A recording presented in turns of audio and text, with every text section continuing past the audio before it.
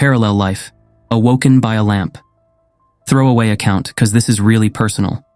My last semester at a certain college, I was assaulted by a 325-pound football player for walking where he was trying to drive.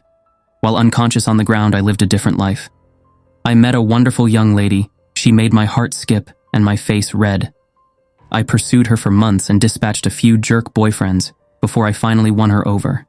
After 2 years, we got married, and almost immediately, she bore me a daughter.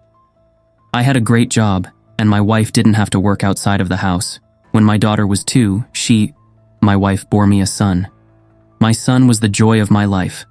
I would walk into his room every morning before I left for work and doted on him and my daughter. One day, while sitting on the couch, I noticed that the perspective of the lamp was odd, like inverted.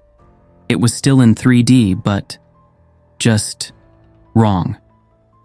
It was a square lamp base, red with gold trim on 4 legs and a white square shade. I was transfixed. I couldn't look away from it. I stayed up all night staring at it. The next morning, I didn't go to work. Something was just not right about that lamp. I stopped eating. I left the couch only to use the bathroom at first. Soon I stopped that too, as I wasn't eating or drinking. I stared at the fucking lamp for 3 days before my wife got really worried. She had someone come and try to talk to me. By this time, my cognizance was breaking up and my wife was freaking out. She took the kids to her mother's house just before I had my epiphany. The lamp is not real. The house is not real. My wife, my kids, none of that is real. The last 10 years of my life are not real. The lamp started to grow wider and deeper. It was still inverted dimensions.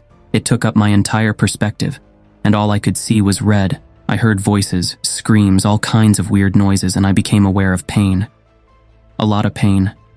The first words I said were, "I'm missing teeth," and opened my eyes. I was laying on my back on the sidewalk surrounded by people that I didn't know. Lots were freaking out. I was completely confused. At some point, a cop scooped me up, walked me across the sidewalk and grass, and threw me face down in the back of a cop car. I was still confused. I was taken to the hospital by the cop. Seems he didn't want to wait for the ambulance to arrive and give CT scans and stuff.